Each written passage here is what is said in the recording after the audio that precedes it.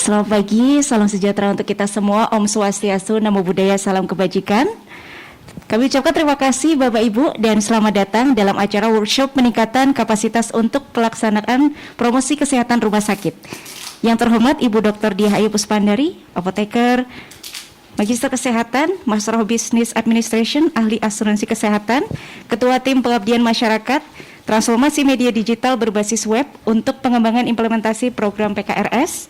Yang kami hormati Bapak Ibu sekalian dari Rumah Sakit Akademik UGM, RSUP Dr. Sarjito dan juga RSUD Sleman, terima kasih banyak telah menyempatkan waktunya pagi hari ini. Dan juga Bapak Ibu hadirin semua yang ada di gedung ini, di gedung penelitian dan juga pengembangan di Fakultas Kedokteran, Kesehatan Masyarakat dan Keperawatan Universitas Gadjah Mada. Puji syukur Alhamdulillah hari ini kita bisa berjumpa dan perkenankan saya Galuh yang akan memandu acara hari ini. Seperti yang kita tahu, rumah sakit merupakan fasilitas kesehatan yang sangat berperan ya, meliputi upaya promotif, preventif, kuratif dan juga rehabilitatif. Upaya promotif dan preventif di rumah sakit dilakukan melalui program promosi kesehatan. Dalam hal ini kita semua punya tantangan masing-masing untuk mengembangkan program promosi kesehatan yang ada di rumah sakit. Terlebih digitalisasi yang semakin pesat, mestinya kita harus bisa memanfaatkan agar promosi kesehatan itu bisa sampai ke masyarakat dengan bermanfaat. Untuk itu sebelum kita mulai acara hari ini Bapak Ibu, mari kita dengarkan sama-sama sambutan dari Ibu Dr. Diah Ayu Puspandari, apoteker Magister Kesehatan, Master of Business Administration, Ahli Asuransi Kesehatan. Kepada Bu Diah, dipersilakan Bu. Terima kasih telah hadir di acara pada hari ini. Mudah-mudahan Bapak Ibu bisa mengikuti hingga akhir acara dan bisa membungkus wrap up, jadi apa-apa yang bisa digunakan untuk khususnya untuk institusi masing-masing. Mungkin izinkan saya membuka sebentar ya, biar kalau nanti ketemu sebelum kita mulai mungkin kita sama-sama menundukkan kepala sejenak karena atas karunia-Nya, atas berkahnya kita bisa berkumpul dalam keadaan sehat pada hari ini dan mudah-mudahan kita bisa mendapatkan manfaat yang akan kita sebarkan juga bagi paling tidak keluarga besar ini 3 rumah sakit yang hadir pada hari ini. Dengan menundukkan kepala sejenak kita haturkan rasa syukur kehadiratnya, dimulai.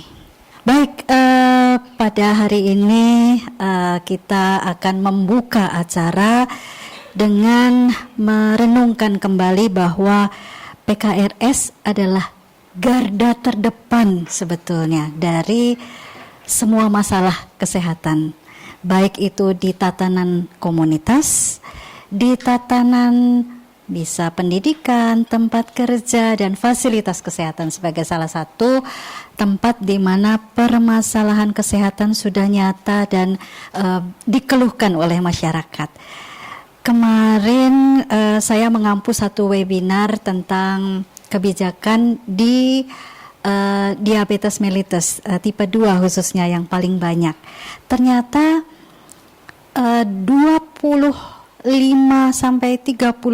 dari dana BPJS JKN yang hampir sekitar 40 triliun, 1/4-nya itu dihabiskan oleh penyakit katastrofik.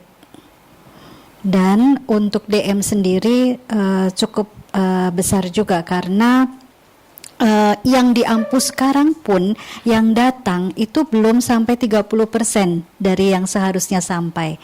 Artinya masih banyak di komunitas yang belum merasakan bahwa mereka memiliki problem terhadap kesehatan mereka. Dan dari yang datang itu pun yang terkelola dengan baik hanya 1,2% saja. Kecil sekali.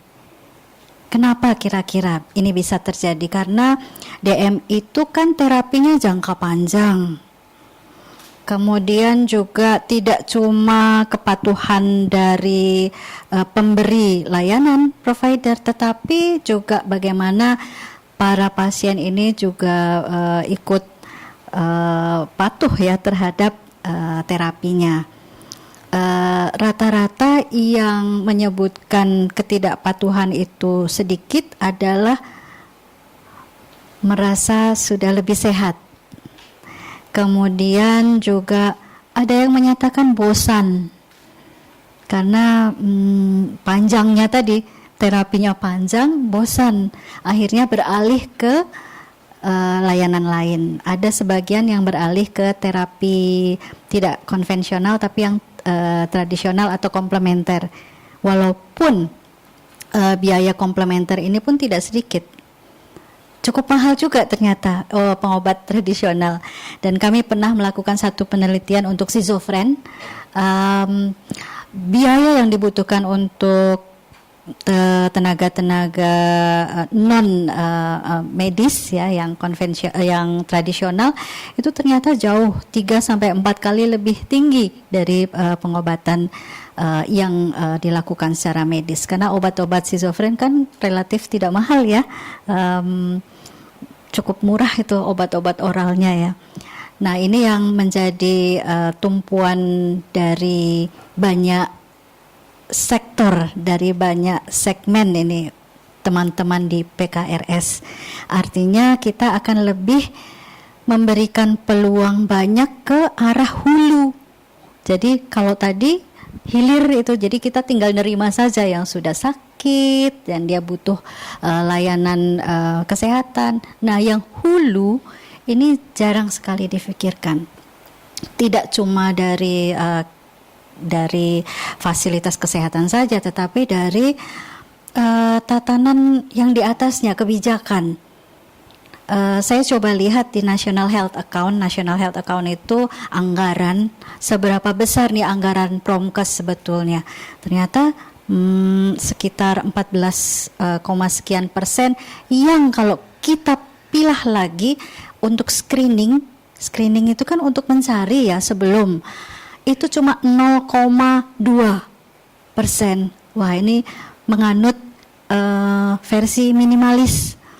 Jadi kalau ini juga tercermin dari komitmen kebijakan, karena anggaran kan itu juga berupa komitmen ya, bagaimana itu bisa dialokasikan supaya program itu berjalan.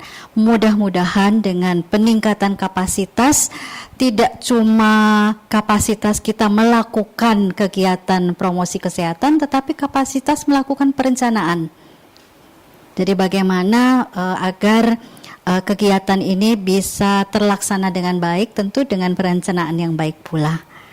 Dan ini harapannya advokasi baik kepada pihak manajemen atau advokasi ke berbagai pihak lainnya, termasuk bagaimana mencari alternatif funding, karena kebetulan saya ada di pembiayaan kesehatan juga. Jadi bagaimana nih kita cari peluang-peluang untuk bisa memfasilitasi kegiatan-kegiatan kita atau bermitra.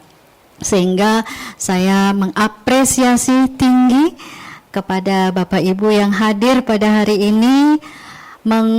Mungkin ini juga mengorbankan waktu Bapak Ibu untuk kegiatan lainnya, bisa hadir di tempat ini merupakan satu kebahagiaan yang besar bagi kami. Mudah-mudahan kemitraan ini bisa mulai terjalin.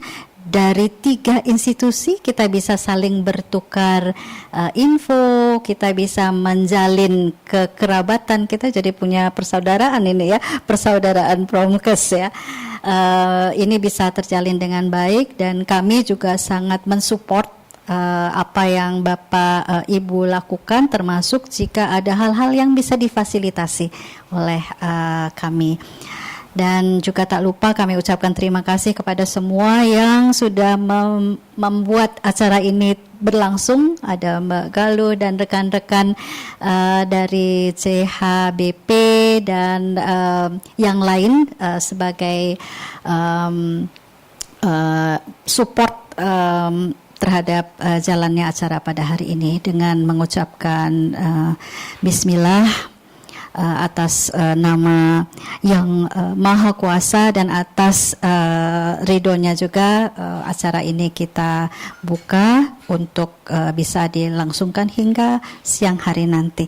Terima kasih, saya kembalikan. Wassalamualaikum warahmatullahi wabarakatuh.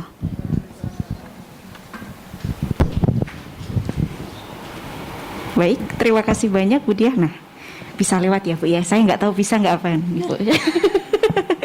Terima kasih banyak Bu Diah telah memberikan semangat untuk kita semua, Bapak Ibu. Tentunya kita masih akan bersama hari ini dan juga besok nggih, Bapak Ibu.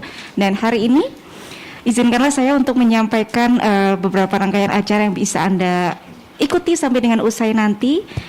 Yang pertama adalah pemaparan, hari ini ada 3 materi. Yang pertama ada bagaimana komunikasi efektif petugas kesehatan dalam PKRS, akan disampaikan oleh Ibu Dr. Diah Yupuspandari. Lalu yang kedua ada strategi pelaksanaan PKRS oleh Ibu Dr. Anda Ratnasih Fatmawati Master of Arts. Dan juga yang terakhir nanti setelah Isoma ada perencanaan dan evaluasi PKRS oleh Dr. Bagas Suryo Bintoro PhD. Dan mari kita mulai acara pagi hari ini Bapak Ibu, dan seberlangsungnya acara nanti Anda juga dipersilahkan untuk nanti boleh bertanya. Kami juga akan membuka sesi diskusi untuk bisa berdiskusi langsung oleh narasumber yang hadir. Dan acara hari ini yang pertama akan kita buka, tadi sudah dibuka oleh senyum indahnya Bu Diah. Setelah ini juga kita akan mendengarkan paparan dari Bu Diah bagaimana komunikasi efektif petugas kesehatan dalam PKRS oleh Ibu Dr. Diah Yupuspandari, apoteker magister kesehatan, Master of Business Administration, ahli asuransi kesehatan. Izin Bu, izin saya menyampaikan kiprah dari Ibu.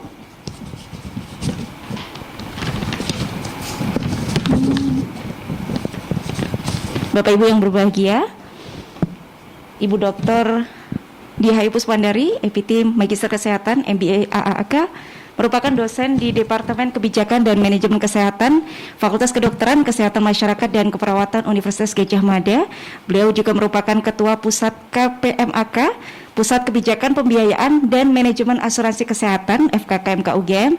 Beliau juga merupakan tim dari Radio Indonesia Sehat, FKKMK UGM. Beliau menyelesaikan S1 sarjana di jurusan Farmasi Universitas Indonesia, menuntaskan S2 di 2 bidang, yaitu di Kesehatan Masyarakat di Universitas Gadjah Mada, lalu Master of Business Administration di Indonesian Institute of Management, dan menuntaskan gelar doktoralnya di Ilmu Kesehatan Masyarakat Universitas Gadjah Mada. Selamat menyimak Bapak Ibu sekalian. Waktu saya berikan sepenuhnya kepada Ibu Diah. Monggo Ibu. Baik, ini kita harus jalan satu-satu kayaknya, ini persimpangan. Silakan, Mbak. Oh gitu, baik. Assalamualaikum warahmatullahi wabarakatuh.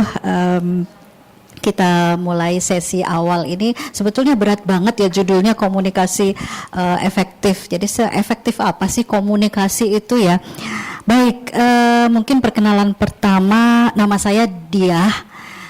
Saat ini sebetulnya tadi disebutkan ada Pusat KPMAK, Kebijakan Pembiayaan dan Manajemen Asuransi Kesehatan. Ini ada tepat di atas ruangan ini. Jadi ada di lantai 2, nanti lewat tangga. Jadi kami 10 ya pusat kajian ada di gedung ini. Ini gedung Litbang. Jadi macam-macam di bawah FK itu ada pusat kajian kedokteran tropis, reproduksi, ibu anak, dan perilaku promosi kesehatan. Ini juga termasuk salah satu pusat yang ada di lantai 3 ya teman-teman ya.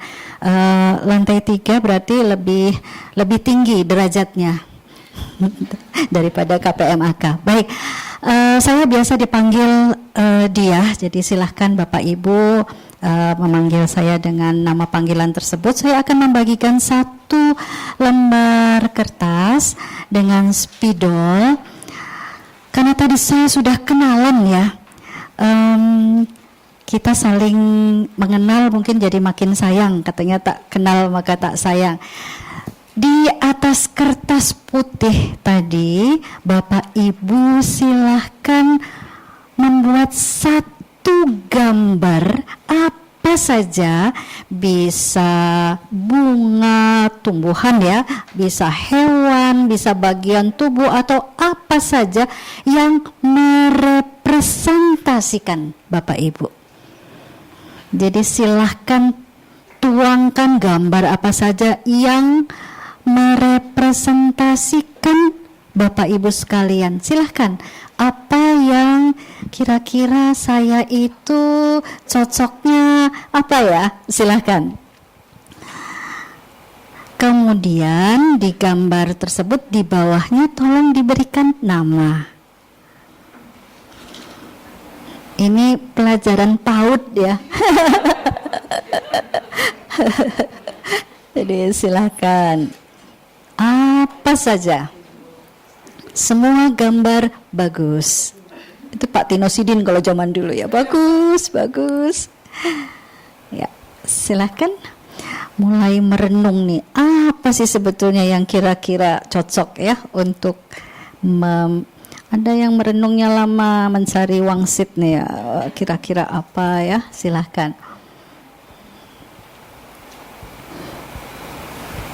Mungkin tidak terlalu lama, sekitar 1 menit paling tidak ya, silahkan.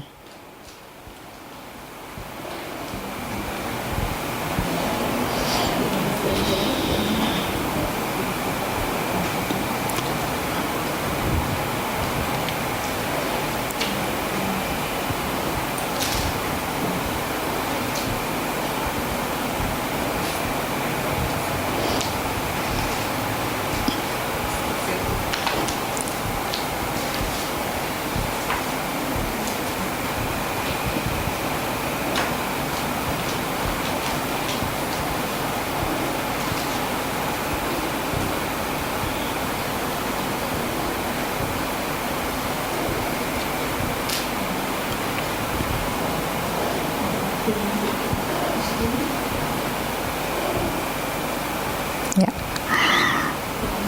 Baik, saya akan hitung mundur dari 5 ke 1, kemudian nanti diletakkan spidolnya ya. 5, 4, 3,5, 3, 2/3/4, 2, 1/8/9,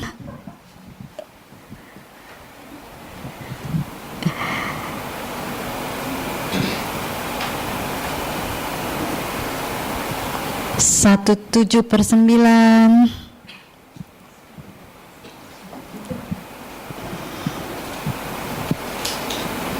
1,5. Jangan lupa diberikan nama di bawahnya.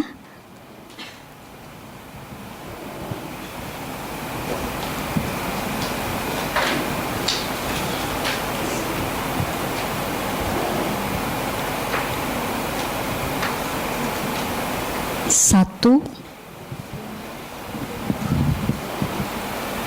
1,5,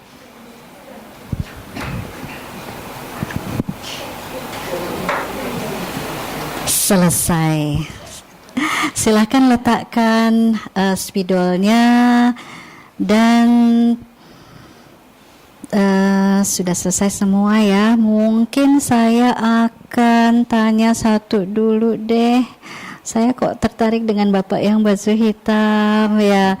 Boleh diangkat? Iya. Itu gambarnya apa ya Pak? Boleh cerita? Saya berdiri. Saya Imam dari RSA UGM. Saya di sini menggambar angka 8. Hanya itu yang bisa saya gambar. Karena filosofi saya memang sebisa mungkin tidak sebagus untuk Bapak Ibu semua yang ada di sini yang bisa menggambar beraneka rupa. Saya cuma hanya bisa menggambar angka 8. Yang jelas sebisa mungkin tidak akan pernah putus, cuma itu aja. Tidak pernah terputus, Ibu. Salah satu di antaranya. Baik. Artinya tidak pernah putus termasuk semangatnya begitu ya. Baik, terima kasih Pak Imam dari RSA UGM. Kemudian monggo silahkan ya. Selamat pagi Bapak Ibu, nama saya Iva, saya dari Rumah Sakit Sarjito dan gambar saya seperti ini. Jadi orang yang lagi senyum, itu menggambarkan saya banget karena saya orangnya suka ngobrol, suka banyak ngomong, lebih banyak ngomong ibu saya. Iya, saya suka cerita, suka dengerin orang cerita, jadi saya cuma bisa gambar itu, mohon maaf Bu. Suka cerita tapi bukan gibah ya. Oh, baik. Baik, kemudian di sini, nah ini dia nih. Kok cantik ya, silahkan. Baik, terima kasih Bu Dia. Perkenalkan saya Kris dari RSUD Sleman. Saya tadi bingung mau gambar apa gitu ya. Saya cuma ingat anak saya 4, jadi saya menggambar seorang ibu. Kris adalah seorang ibu. Terima kasih. Jadi ini ibu begitu ya. Iya. Oke. Dan saya Baik, mungkin ada satu lagi. Nah, boleh silahkan. Ngapunten, perkenalkan saya Retno dari RSA. Ini gambarnya absurd ya, Bu. Maaf, nggak jelas. Itu menggambarkan karakter saya karena suka hobi kuliner, itu bakso dan sate. Mengibaratkan itu semangkok bakso dan tusuk sate. Matur nuwun. Kenapa mangkok bakso tadi? Karena saya hobi kuliner. nggak nyala ya. Oh, ya. Kebetulan saya hobi kuliner, Bu Nggih, Dia, nggih. dan saya hobi sate, terutama sate Oh. kambing dan Oh, bakso. terutama sate Nggih. kambing. Yes. Baik ya. Nanti kalau ingin nyate kambing, ingat ibu panggilannya Ibu Retno. Rumah ya. saya kebetulan dekat sate Pak Pong, monggo kalau ada yang mau. Monggo Sekalian di ya. sana. Titip saja ya. Baik, terima kasih. Boleh saya minta pengalamannya ketika tadi ada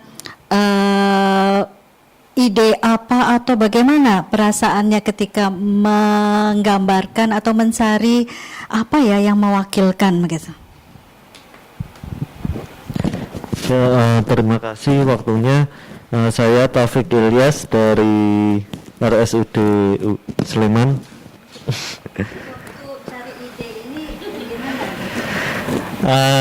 Itu menggambarkan ini pola kehidupan setiap hari saya, dan saya pengennya kan bermanfaat buat semuanya. Itu kan menggambarkan matahari yang mana itu bisa menyinari bumi, yang dimaksudkan untuk memberikan manfaat kepada semua orang. Cuman masalahnya matahari itu kalau siang kan kadang juga mendung, jadi ya nggak sampai sinarnya. Jadi mungkin maksudnya baik buat menyinari, tapi terkadang tidak sampai sasaran seperti itu. Terima kasih. Wah, ini menggambarkan komunikasi efektif banget ya. Artinya bahwa sesuatu yang tadinya bersinar, kemungkinan juga ada hal-hal yang menghalangi sinarnya sampai ke tujuannya begitu ya. Jadi menarik nih. Kita bisa mencoba merasakan sendiri ya tadi. Oh, ternyata nggak mudah nih mengkomunikasikan ya, seperti gambar ini kan juga alat komunikasi, bentuknya gambar itu verbal bukan ya, kira-kira kalau verbal itu kan bunyi. Kalau yang sifatnya tadi gambar, kemudian apalagi yang sifatnya nonverbal ya, banyak kan info-info yang sifatnya tidak berkata-kata begitu ya. Ada juga sih kata-katanya, tetapi dia tidak aktif ya, pasif, dan tergantung yang ngelihat juga ya, kadang dilihat kadang enggak gitu ya. Dan kalau kita lihat sepanjang jalan Kaliurang ini, teman-teman boleh hitung berapa kira-kira baliho yang atau billboard yang menyuarakan tentang kesehatan. Di mana ya dulu pernah ada sekali yang dari Dinas Kesehatan ada di perempatan Kentungan, tapi tidak lama kemudian ganti dengan yang lain-lain ya. Artinya kalau kita lihat billboard iklan-iklan yang banyak bertebaran, Jogja itu sekarang kota papan iklan ya. Kalau kita lihat nggak boleh ada satu lahan sepi begitu ya. Beberapa lama kemudian ada papan iklan yang digunakan oleh yang lain ya, bukan oleh kesehatan tentunya. Baik, terima kasih untuk partisipasi Bapak Ibu sekalian di awal. Mohon nanti rekan-rekan boleh mengumpulkan kertas yang tadi untuk bisa ditempelkan di ujung sana. Boleh, silakan rekan-rekan untuk mengumpulkan gambarnya. Nanti sambil dilihat-lihat lagi gitu. Oh iya, ini tuh. Baik.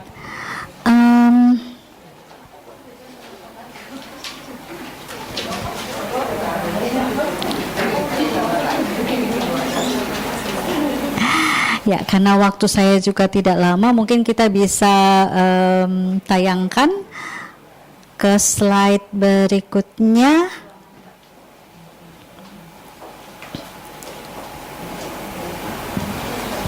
Oke, ya. Kalau kita tanya kembali, PKRS ini kenapa ya butuh komunikasi efektif? Nah, ini menarik karena teman-teman tentu punya misi ya. Kalau melakukan tugasnya itu kan ada mission ya. Missionnya tadi bisa accomplish, selesai, atau tadi ada beberapa kendala atau halangan seperti matahari dengan beberapa awan tadi ya. Wah, ini komunikasi efektif banget nih Mas. PKRS itu punya goal kadang menginfokan. Jadi info tentang ada event, ada kegiatan atau ada kumpulan, ya mungkin saja ya ada kegiatan yang bisa untuk sesama pasien dengan keluhan yang sama atau yang lainnya. Tapi juga bisa untuk persuade. Persuade itu membujuk orang untuk melakukan hal-hal yang dikehendaki. Dan itu tidak mudah. Biasanya ada saran-saran, ada do and don'ts gitu, apa yang bisa dan apa yang sebaiknya dihindari. Tapi juga bisa komunikasi ini membangun kerjasama, karena PKRS juga kan banyak mitranya.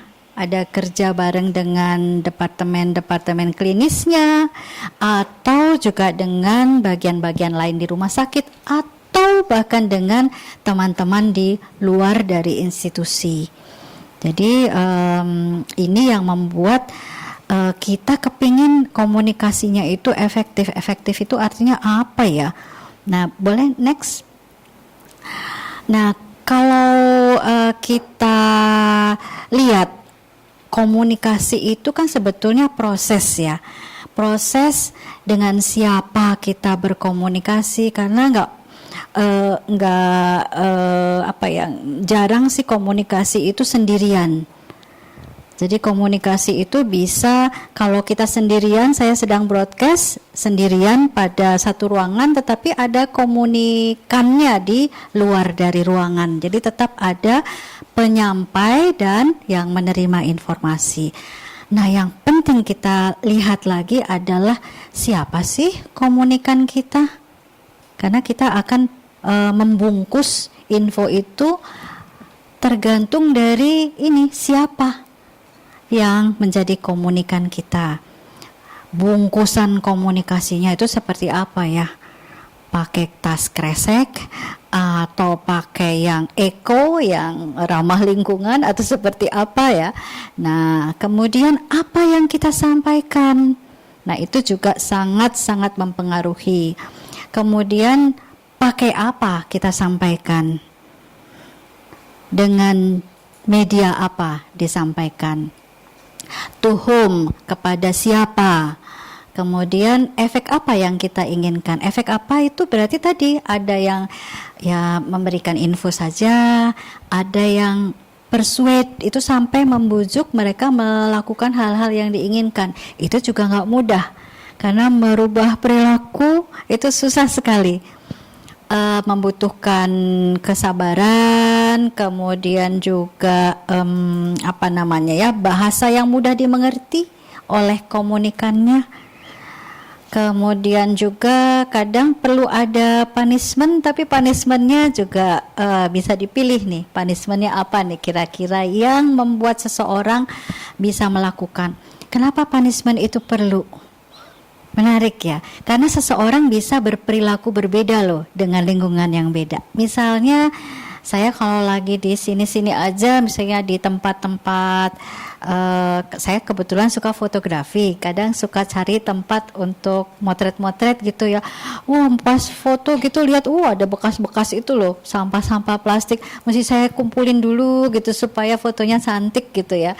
Nah, itu adalah sikap kita juga di tempat publik. Walaupun ada tempat sampah, tetapi jarang banget gitu yang menggunakan tempat sampah.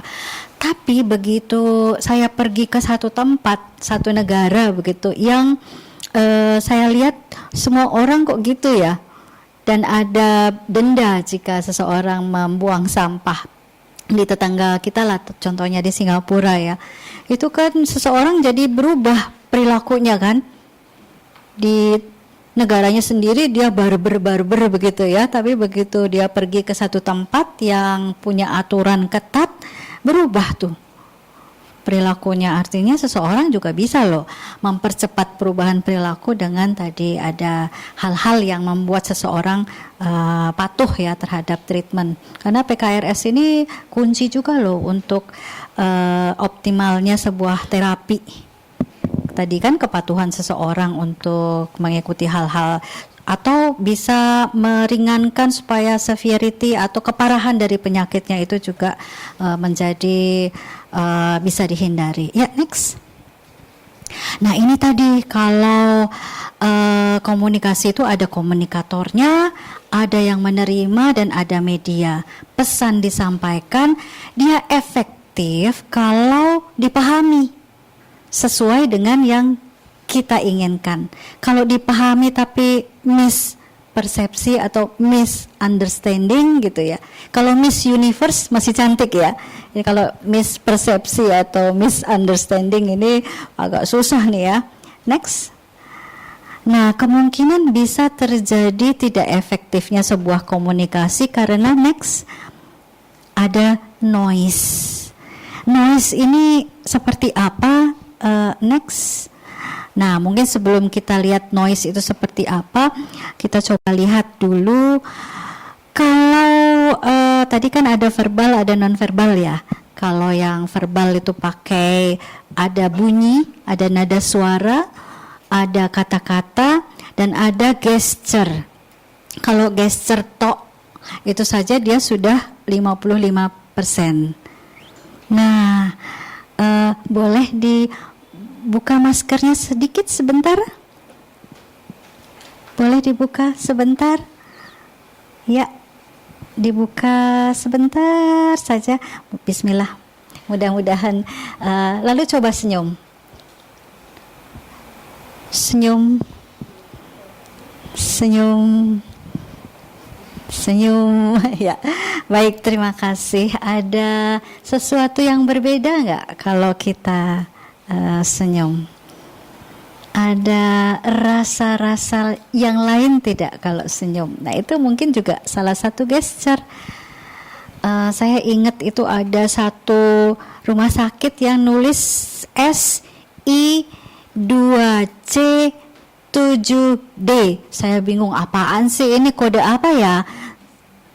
Ternyata senyum ikhlas 2 cm, 1 cm kanan, 1 cm kiri, 7 detik. Jadi ada juga ini ya rumus formula begitu ya. Jadi ketawanya, senyumnya paling tidak 1 cm, 1 cm, kalau lebih dari 1 cm meringis ya.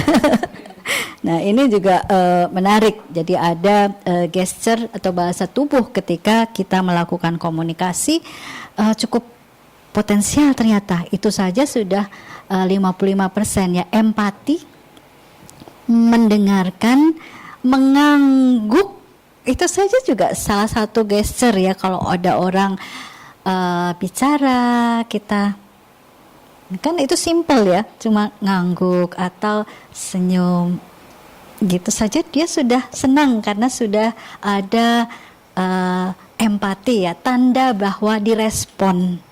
Ini menarik ya. Jadi kalau cuma kata-kata saja ya cuma sedikit ya. Tetapi ya lumayan lah 7% gitu ya yang bisa diterima oleh banyak orang. Artinya ada kata-kata. Tapi kalau kata-katanya terlalu padat, pernah nggak lihat satu leaflet yang padat merayap kata-katanya itu? Saya pernah lihat di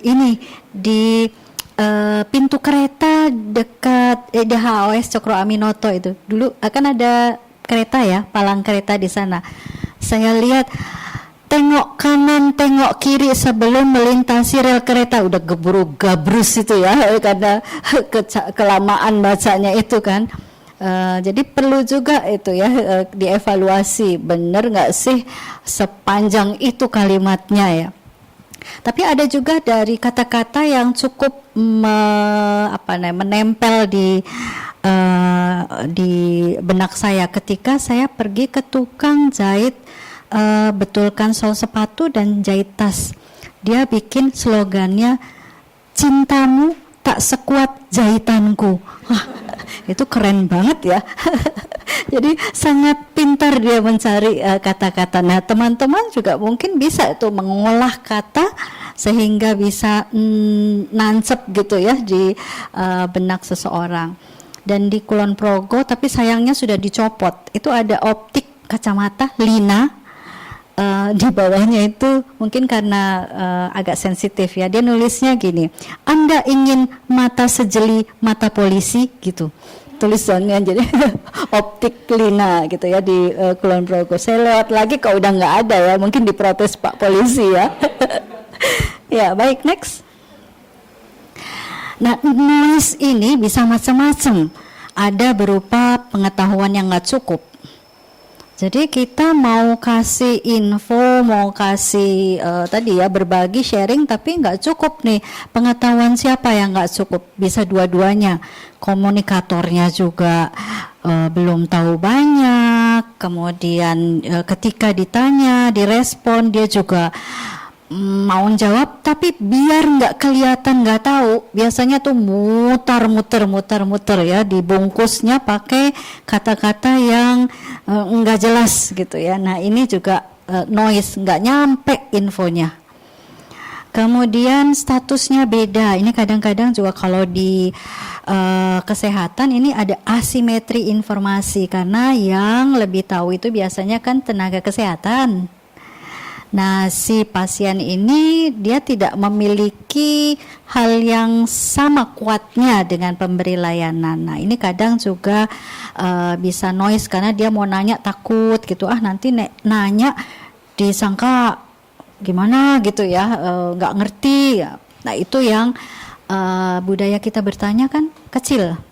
Coba kalau lihat di webinar saya tuh kadang minta masukan gitu, monggo silakan raise hand atau chat boxnya digunakan, bisa nulis di sana. Wah, kosong juga nih. Nah, ini perlu nih satu-satu akhirnya. Selamat siang Ibu Nani, selamat siang Bapak Joko gitu. Jadi diupayakan untuk bisa memberikan keberanian untuk bertanya. Nggak ada feedback tadi. Jadi kita nyari-nyari gitu, sepi banget ini ya. Kemudian kepribadian ini juga bisa noise kalau si pemberi info itu dominan banget. Dominan banget itu apa tuh contohnya ya? Pernah nggak ngerasain bahwa yang memberi info itu kayak apa ya kira-kira didominasinya? Ada pengalaman? Jadi komunikatornya lebih jadi terima kasih Budi ya. Mungkin yang dimaksudkan seorang komunikatornya itu ngomong terus tanpa memberikan kesempatan kepada komunikan untuk memberikan feedback atau mungkin pendapatnya, sehingga bagi komunikan itu jadi tidak menarik karena dia hanya diam gitu. Mungkin seperti itu Bu. Ya, jadi kalau komunikannya itu pasif, komunikatornya lebih dominan, itu komunikannya bisa bimoli, bibir monyong 5 mili gitu, emang gitu tok gitu ya, nggak mau ngomong juga males gitu ya, karena didominasi oleh komunikatornya. Itu terjadi ya, mungkin ada karakter dari tadi kepribadian masing-masing berbeda-beda. Menariknya kalau Bapak Ibu bisa mencoba merekam ketika kita bicara. Ternyata banyak E-nya. Saya tuh suka gitu juga. Pertama saya videoin sendiri pakai ya biasalah kita videoin pakai HP. Saya puter lagi, banyak banget E-nya. Begini ya Bapak Ibu. Terus kadang saya lakukan banyak gini, nggak sadar. Jadi tidak menatap audiensnya. Kalau menatap juga tidak terlalu intens ya. Mungkin begini jadi membuat hasrat yang lain gitu ya. Jadi ada cara mungkin bagaimana menatap di antara mata sehingga ini tadi nyaman ya untuk yang dipandang. Itu saya lakukan dan baru kelihatan tuh, wih, Jan kok ya susah ternyata melakukan komunikasi itu. Jadi bisa dilatih pelan-pelan bagaimana mengatur. Nanti kita lihat juga ada gangguan lingkungan fisik, gangguan media. Ini bisa terjadi juga. Saya pas mengisi satu webinar, pas lewat tukang roti tulalit gitu atau apa ya itu yang punya nada-nada khas begitu ya. Daripada ini ya udah saya bilang mohon maaf, ada iklan yang mau lewat gitu ya. Jadi kita usahakan untuk meminimalkan dengan banyak cara. Kadang-kadang rumah sakit juga kalau lagi ada pembangunan atau apa ya itu suka ada bising gitu atau apa ya yang membuat tadi ada noise, gangguan. Budaya, perbedaan cara pandang ini juga salah satu yang membuat noise. Itu kok bisa ya? Budaya, cara pandang membuat komunikasi yang kita sampaikan tidak baik. Nah, kebetulan saya melakukan informasi ada kaitannya dengan JKN. Ini menarik juga. Ada satu kelompok ibu-ibu, waktu saya mendatangi kelompok tersebut mengikuti teman-teman BPJS, saya juga ingin melihat begitu ya gimana tuh teman-teman ini melakukan sosialisasi. Ditanya begini, kalau kami bayar iuran BPJS itu kan kayak dongak kayak sakit gitu. Jadi saya bayar itu seperti kita apa ya, dalam waktu dekat akan menggunakan, artinya kan sakit ya. Jadi ya kita gimana ya gitu, kalau bisa kan nggak sakit, kalau kami bayar nanti jadi sakit. Nah ini mengcounternya seperti apa ya, karena ini kan belief ya, keyakinan. Nah yang menarik teman-teman dari BPJS itu bilang, Bapak, Ibu, kalau kita menaruh uang di BPJS itu seperti membantu orang lain, jadi seperti berderma juga, karena kita membantu ada bapak ibu lain yang membutuhkan dan kita bisa membantu ketika mereka masuk ke rumah sakit, bisa sembuh. Itu kan salah satu ibadah juga, tolong menolong atau membantu orang lain yang mempunyai kebutuhan saat itu. Mikir, oh ternyata bisa juga ya. Jadi cara mengcounter tentu Bapak Ibu nanti akan mencari cara bagaimana untuk bisa meminimalkan perbedaan cara pandang ini.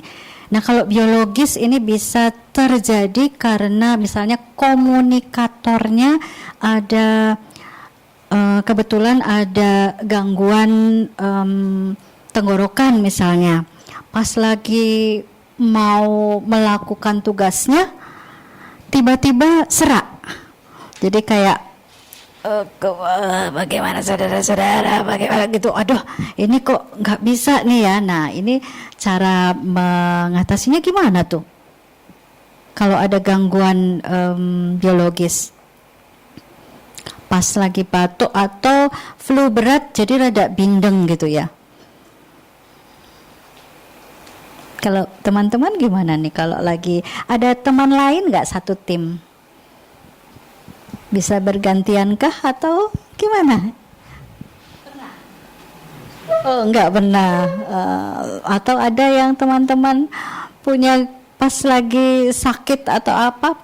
Nah itu bisa dicari jalan keluar. Bagaimana nih caranya kalau ada pas lagi ada gangguan tadi ya? Next. Nah ini ada dalam proses komunikasi efektif kita harus tahu kapan melakukan komunikasinya, apa udah tepat atau enggak, atau lagi moodnya seseorang kalau sedang moodnya tidak baik itu kadang bisa salah persepsi dan lain-lain, atau lagi apa ya, orang dengan ada tekanan tertentu sehingga mudah marah, itu juga kita bisa lihat apakah timing atau waktunya tepat, intonasinya sudah pas atau belum. Misalnya kalau intonasi itu Bapak Ibu, apakah pagi hari ini kita sudah sehingga kita bagaimana, apakah sudah mulai mengantuk? Ya, ya mungkin juga intonasinya nggak gitu kedengeran, naik turunnya tidak ada datar gitu ya. Nah, ini juga bisa bikin kayak dongeng sebelum tidur ya. Tekniknya juga bisa kita nanti pelajari bagaimana cara untuk tidak menyalahkan, kemudian memberi info sesuai fakta. Next.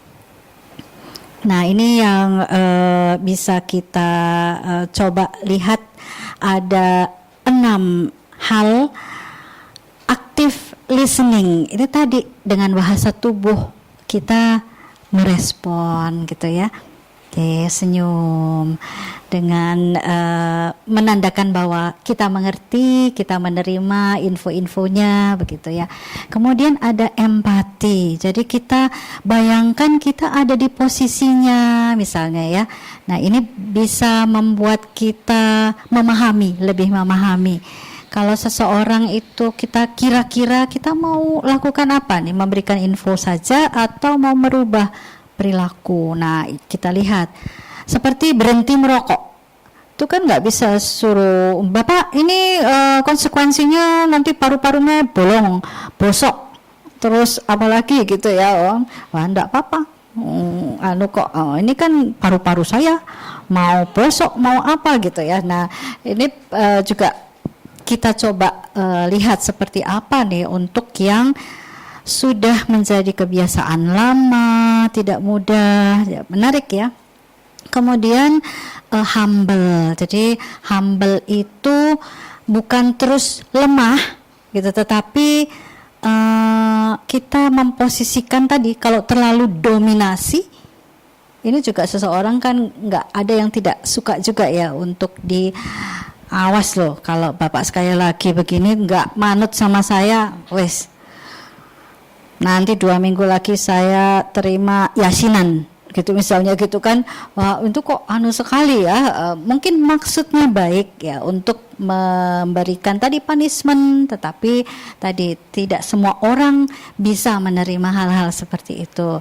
Kemudian gunakan bahasa yang bisa dipahami, nggak terlalu tinggi juga. Misalnya saya pernah melihat rekan-rekan mahasiswa biasanya yang sedang praktek gitu ya di lapangan baru pertama, bikin penyuluhan dengan yang hadir ada eyang-eyang, ada ibu-ibu. Jika hipertensi ini tidak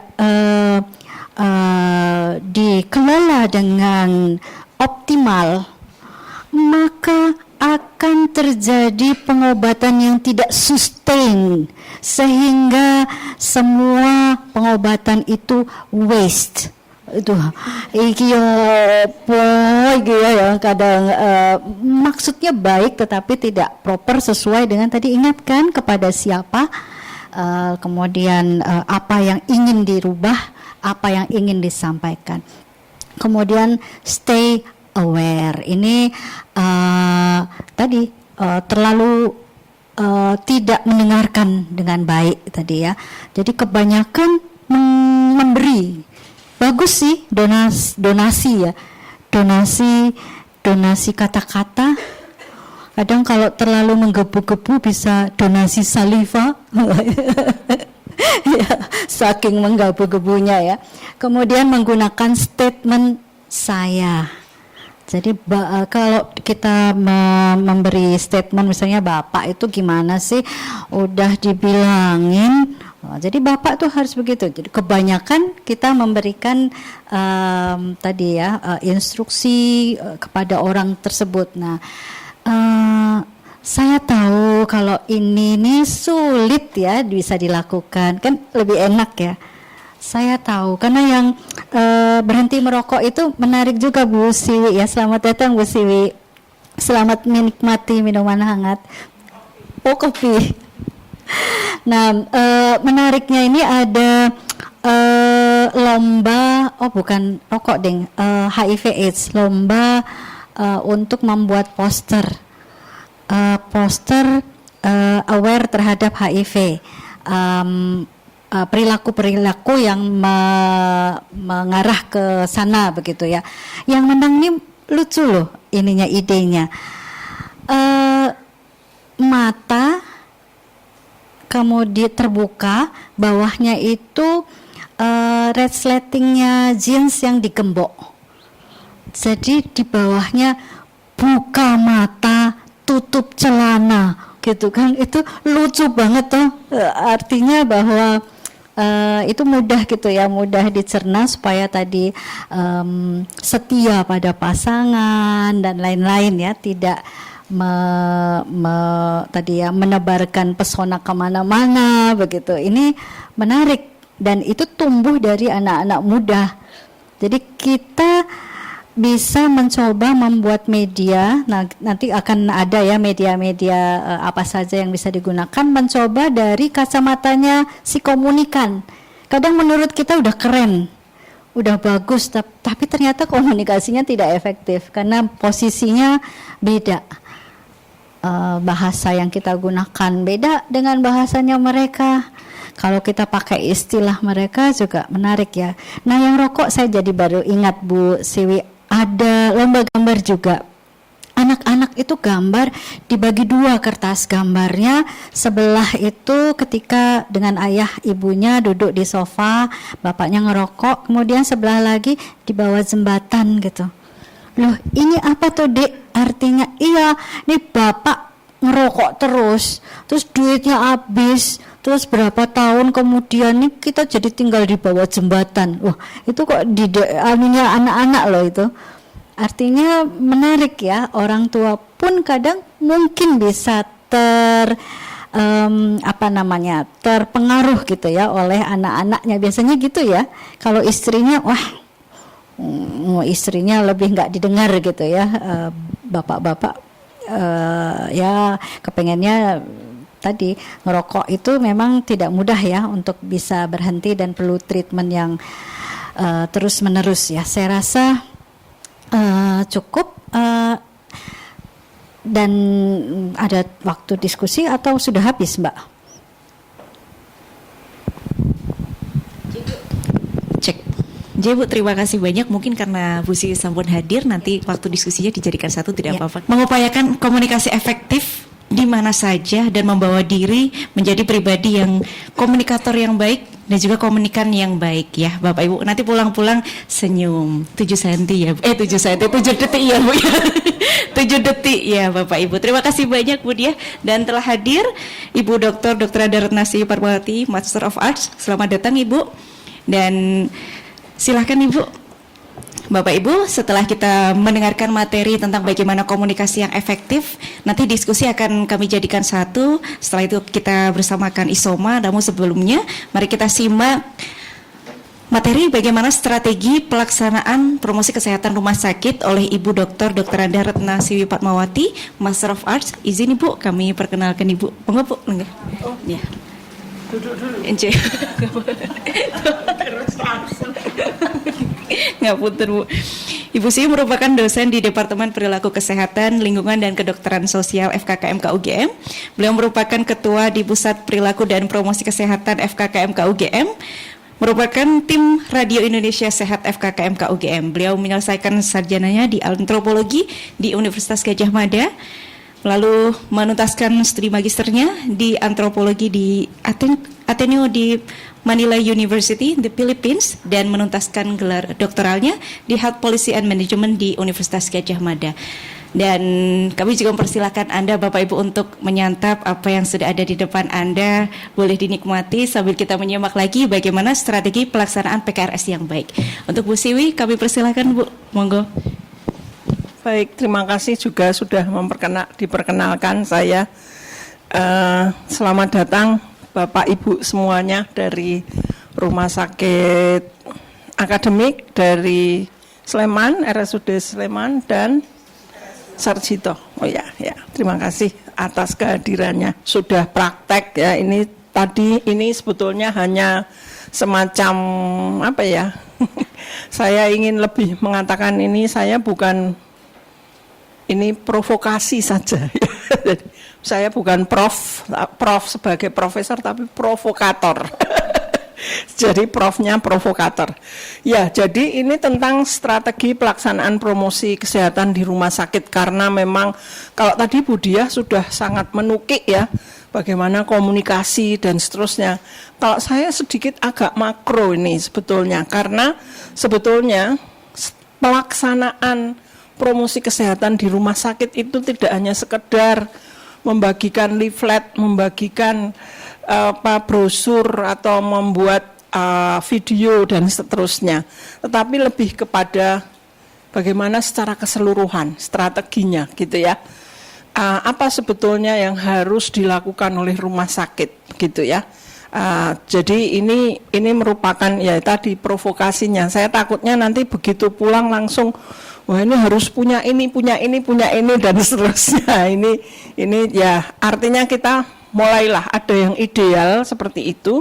Nanti mana yang sudah kita punya kita identifikasi, yang belum ya kita upayakan pelan-pelan gitu ya. Ya, jadi kita akan membicarakan ini kenapa sih kok kita bicara strategi pelaksanaan promosi kesehatan di rumah sakit, kemudian apa sih PKRS dan tujuannya. Saya kira barangkali semua sudah ya. Lalu strateginya, lalu harus ada perubahan organisasi ya, ini yang tadi saya katakan. Jadi saya seolah-olah seperti provokator jadinya gitu ya. Karena harus ada perubahan itu. Kemudian reformasi rumah sakit itu seperti apa untuk promosi kesehatan, dan kemudian sebetulnya ada strategi 18 strategi yang dikatakan 18 strategi untuk PKRS yang sudah merupakan guideline ya di dunia ini gitu ya, sudah diterapkan di banyak tempat gitu ya. Itu saya akan meng-highlight sedikit saja bahwa sebetulnya itu ada 6, tetapi 6 itu harus diterapkan kepada pasien, kepada staf rumah sakit, dan kepada community atau pengunjung atau keluarga gitu ya. Jadi itu jadi 6 kali 3, 18 gitu ya.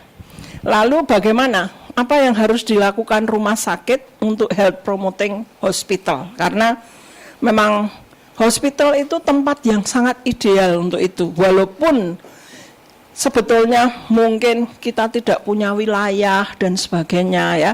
Tetapi sebetulnya misalnya puskesmas atau klinik-klinik yang berada di sekitarnya itu menjadi lahan kita untuk berpromosi juga. Jadi tidak hanya di dalam rumah sakit ya. Ya, baik. Jadi ya, peran promosi kesehatan itu sudah berubah ya.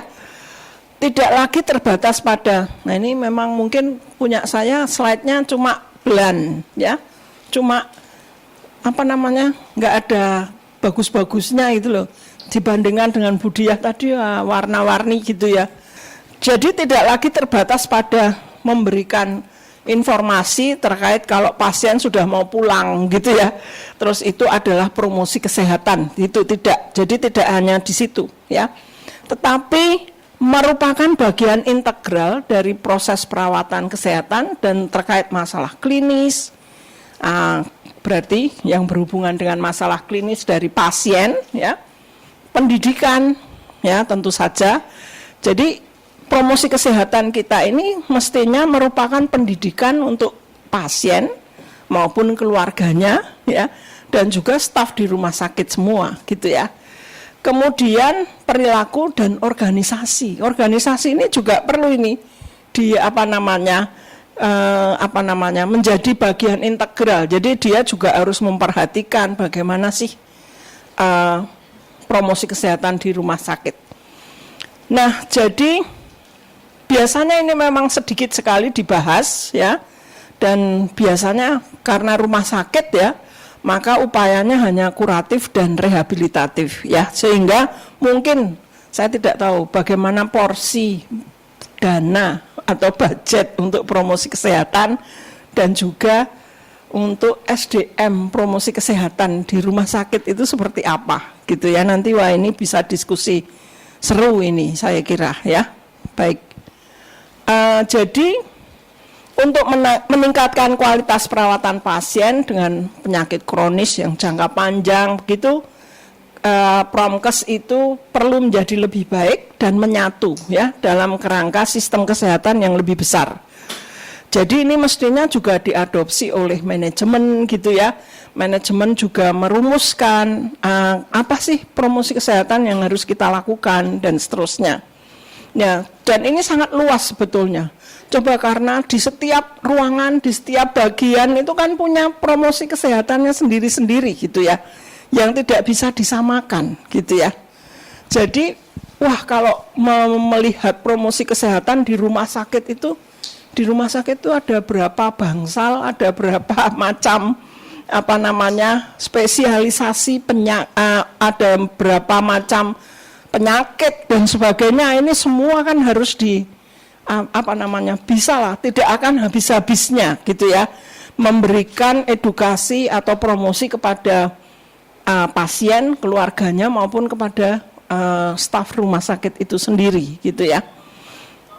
Nah, jadi ya untuk memberikan pelayanan kepada pasien tentu saja upaya promotif ya, tidak hanya yang kuratif dan rehabilitatif kan sudah biasa di rumah sakit, tapi ini promotif bertujuan agar pasien dan keluarga itu bisa mengambil keputusan ya yang tepat dalam menghadapi berbagai masalah kesehatan yang dialami. Jadi bagaimana sih mereka bisa memutuskan untuk diri mereka sendiri ya. Kemudian juga kita harus rumah sakit akan berupaya meningkatkan kemampuan pasien, klien dan kelompok masyarakat. Jadi begitu keluar dari rumah sakit tuh mereka sudah tahu apa yang harus saya lakukan dengan sakit saya. Kemudian mungkin dia juga bisa memberitahukan kepada keluarganya kalau ada ini nanti saya diantar, kalau ada begini dan seterusnya. Jadi mereka punya tanggung jawab ya. Pasien yang sudah keluar dari rumah sakit kalau kita berhasil di dalam memberi promosi kesehatan itu akan begitu gitu ya. Dan mereka kemudian juga keluarganya ya, pengetahuannya harus bertambah ini gitu ya, dan seterusnya. Nah ya jadi dia dapat mandiri mencegah masalah kalau di rumahnya nanti seperti apa dan seterusnya ya. Terus nah strategi pelaksanaannya kita memang harus ada perencanaan ya. Perencanaannya adalah apa sih yang akan kita edukasi? Kebutuhan akan adanya edukasi itu apa? Misalnya kita bisa melihat dari 10 penyakit terbanyak gitu ya biasanya. Nah ini dipakai gitu ya. Jadi misalnya stroke atau diabetes dan seterusnya, cancer dan sebagainya. Bisa saja melihat seperti itu. Atau di masing-masing ruangan itu yang menjadi 3 masalah terbesar apa, misalnya seperti itu. Ataupun yang sering dikeluhkan pasien itu apa, yang mereka tidak tahu informasi apa yang harus yang mereka inginkan, gitu ya. Kadang-kadang seperti itu, kadang-kadang yang sederhana sekali juga mereka bertanya, gitu ya. Jadi kita bisa melihat kebutuhan akan adanya edukasi itu dari situ. Tetapi bisa juga sebetulnya kebutuhan akan adanya edukasi itu dilihat dari masyarakat, gitu ya. Baca koran, sosial media, gitu ya. Itu juga bisa. Jadi itu yang akan kita lakukan. Kemudian adanya edukator yang dibutuhkan. Misalnya satu petugas ya yang dengan keahlian promosi kesehatan, tetapi yang lain juga diberi tugas yang sama, misalnya belum ambil spesialisasi promosi kesehatan, tetapi dia sudah mempunyai tugas atau tupoksi promosi kesehatan, ya. Lalu peralatan yang dibutuhkan apa, ya? Apakah itu harus ada televisi, atau harus kita, kalau kita nggak punya kamera sendiri nggak usah bikin, tapi kita bisa pesan, misalnya seperti itu ya, misalnya. Atau peralatan yang sudah ada, misalnya radio begitu ya, yang terintegrasi begitu. Dan ruangan serta materi sesuai kebutuhan pasien. Ini tentu harus dilihat. Lalu pelaksanaannya di mana gitu ya. Sebetulnya channel atau pelaksanaan promosi kesehatan itu bisa di dalam gedung maupun di luar gedung gitu ya. Jadi di ruang pendaftaran orang sudah mulai, di ruang tunggu gitu ada poster-poster misalnya, atau leaflet-leaflet, itu banyak sekali yang bisa ditaruh di sana. Pelayanan rawat jalan ya, itu komunikasi banyak hal bisa dilakukan di situ. Kadang-kadang juga tidak hanya brosur, tetapi juga ada tatap muka gitu ya. Kita menceritakan atau apa yang menjadi masalah yang ada di situ dan perlu penanganan. Misalnya ketika mereka sedang menunggu di rumah sakit, itu menjadi pekerjaan yang membosankan ya. Mereka bisa kita beri beberapa sumber seperti itu. Nah, tetapi juga di luar gedung ya, di luar gedung, di tempat parkir, tempat ibadah ya, kantin misalnya, lorong-lorong, itu semua juga bisa dipakai gitu ya, di mana kita bisa melaksanakan itu ya. Nah, jadi ada banyak, dan sebetulnya di dalam Permenkes tahun 2012 itu sudah sangat jelas. Nanti saya sebutkan di situ juga apa saja sih sebetulnya yang dipunyai gitu ya. Tapi semuanya juga harus tertulis ya, jangan hanya di angan-angan saja gitu ya. Jadi harus tertulis, terdokumentasi, kemudian mengikuti apa sih itu yang harus dilakukan. Nah, jadi ini sebetulnya strategi yang diberikan oleh WHO dan juga Ottawa Charter mengenai promosi kesehatan di rumah sakit. Jadi yang terlibat di situ sebetulnya adalah orang-orang sehat, itu juga masuk, karena orang masuk rumah sakit ada orang sehat ya, mengantar gitu ya. Kemudian kemudian ada healthy environment and society gitu ya. Itu jadi sebetulnya range yang kita kerjakan itu banyak sekali gitu ya. Belum lagi mulai dari individual sampai ke population. Karena kita sebetulnya tidak hanya mendidik individu-individu yang datang ke rumah sakit, tetapi ketika kita mendidik mereka, kita sama juga mendidik masyarakat atau population gitu ya. Jadi itu makanya mulai dari individual sampai ke population ya. Kemudian ada medical approach ya, tentu kalau di rumah sakit ya, behavioral approach ya, perilaku, pendekatan perilaku, dan socio-environmental approach gitu ya. Jadi ruangan-ruangan dan sebagainya itu semua didesain ya untuk bisa memberikan masukan ya. Kemudian ya, mulainya dari tadi, misalnya kita mengidentifikasi, itu berarti mulainya screening, individual risk assessment and and immunization, ya itu tadi. Jadi di situ, ya. Mungkin ada screening gitu ya. Apa itu yang dialami oleh pasien dan seterusnya. Ya, tapi sebetulnya screeningnya tidak harus tiap pasien datang terus dikasih screening gitu ya.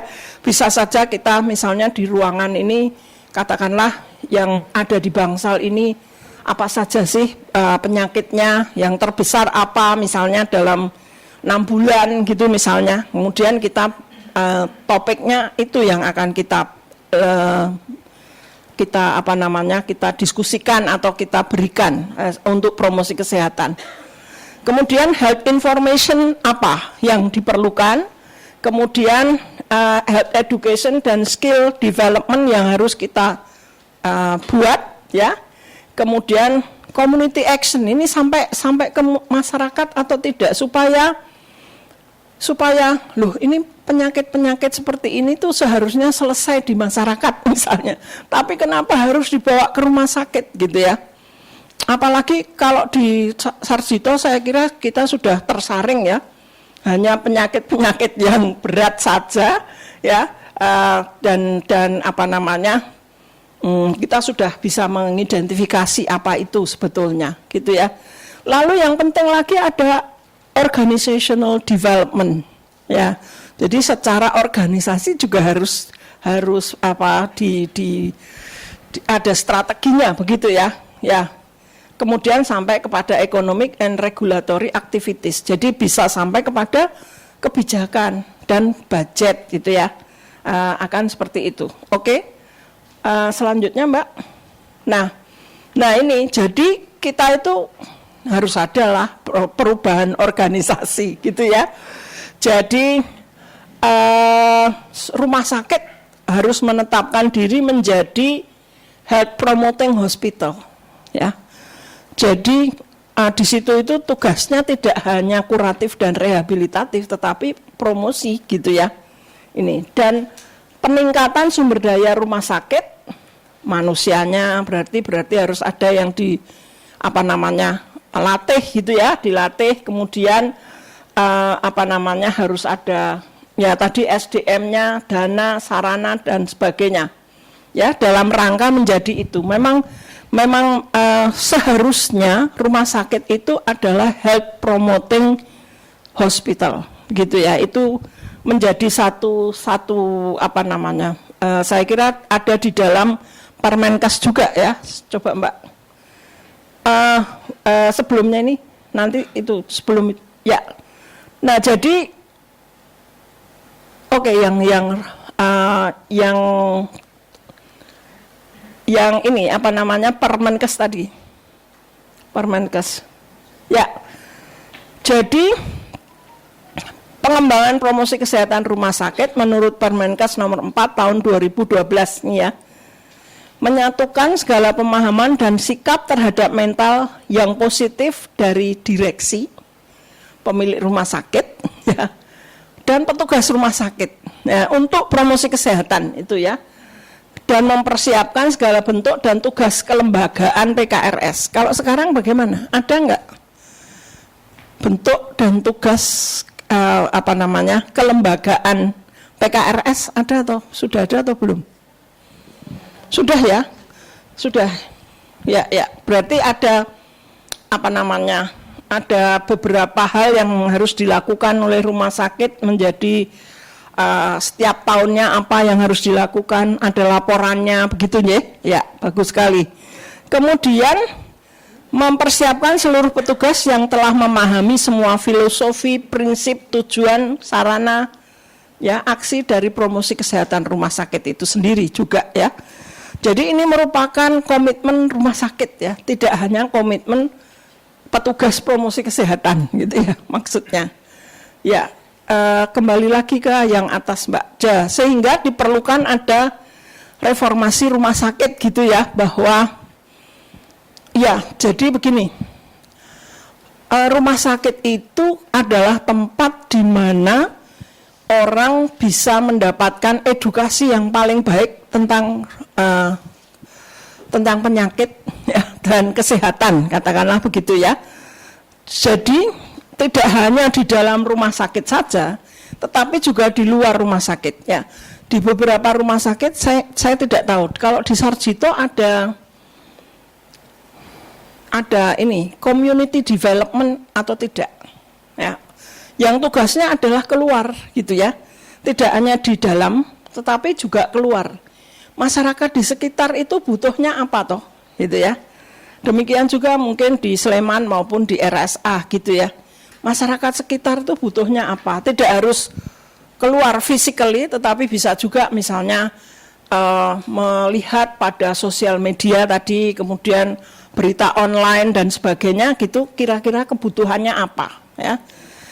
Terus harus mempunyai strategi dan rencana kerja sehingga bisa membina rumah sakit atau sarana kesehatan lain ya. Jadi kita menciptakan apa namanya ya, jejaring dengan misalnya walaupun misalnya sudah seperti itu ya, rumah sakit puskesmas kalau ada yang rujuk kan mesti ke rumah sakit gitu ya. Dan ini menganggap bahwa ya sudah, ini sudah menjadi jejaring kita gitu. Sebetulnya belum tentu, karena di puskesmas itu akan menyerahkan kepada pasien. Kalau Anda dirujuk itu mau dirujuk kemana gitu kan ya. Kalau yang PBI ya memang harus dirujuk di situ, tetapi yang lain kan bisa memilih ya. Jadi kalau kesan kita terhadap rumah sakit ini akan menentukan kita mau di mana gitu ya. Ya, jadi di situ kita harus membina atau apa namanya, kalau orang bilang itu satelit dari rumah sakit itu. Jadi puskesmas, rumah sakit yang tipe yang lebih bawah itu adalah satelit kita ya, satelit kita.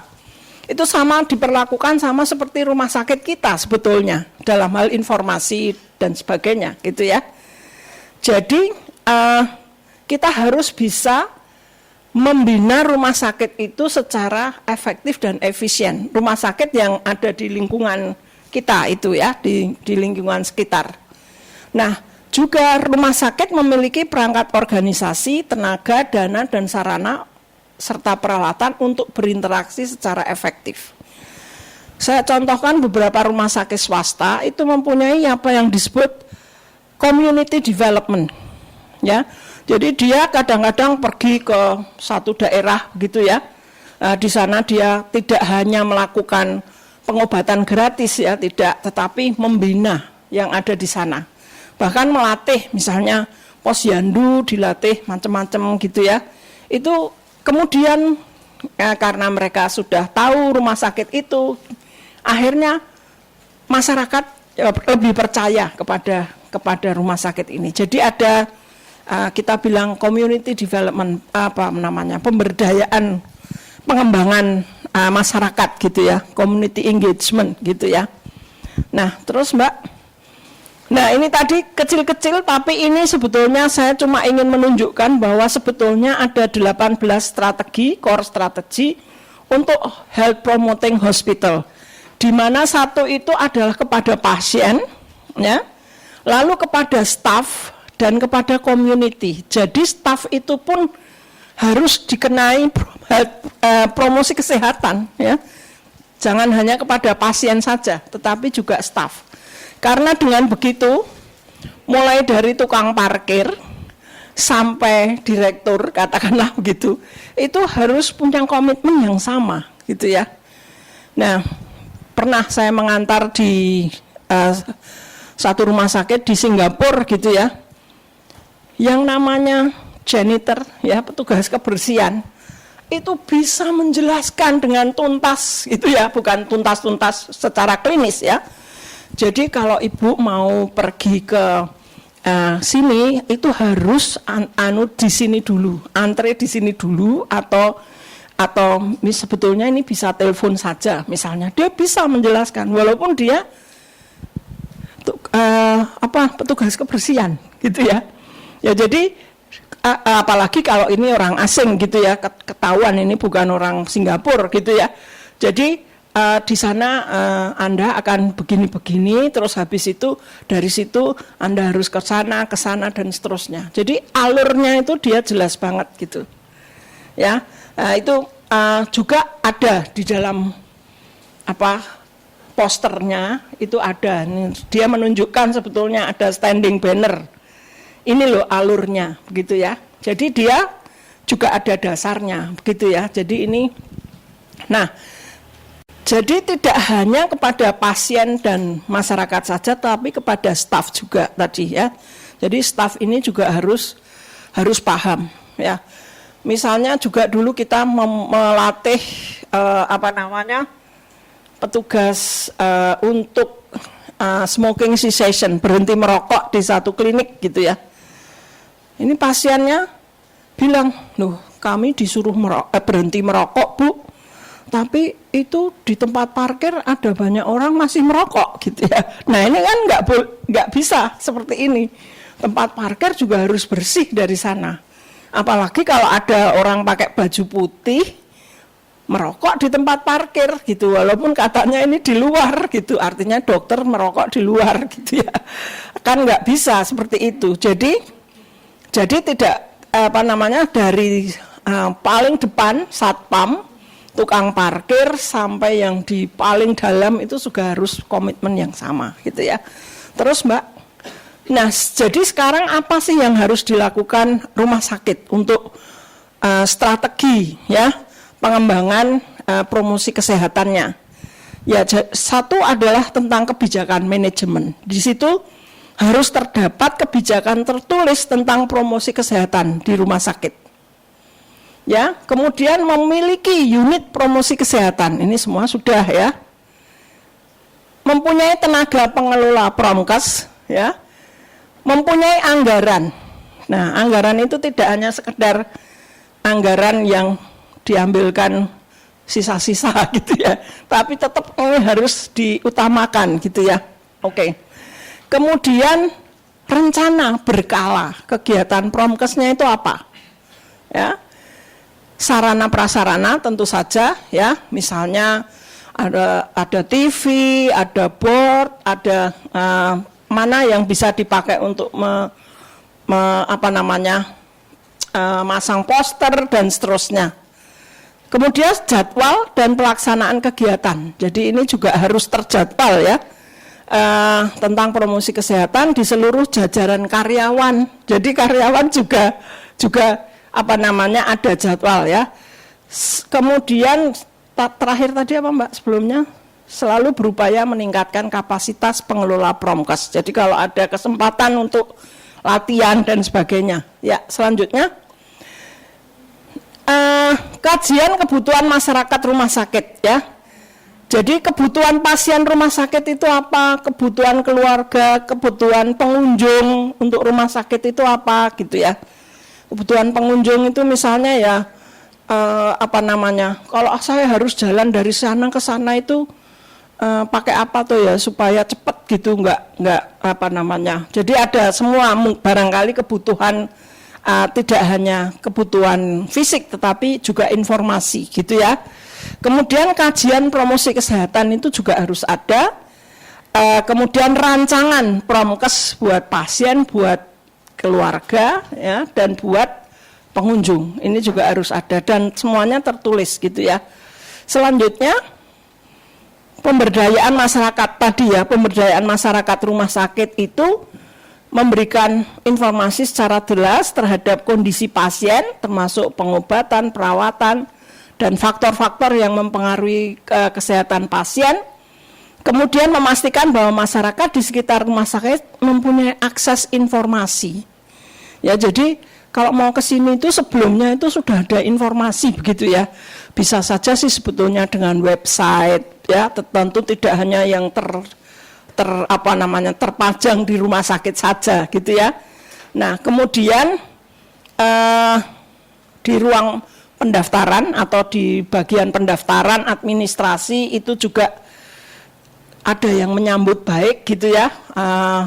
Ada media misalnya poster, leaflet dan sebagainya.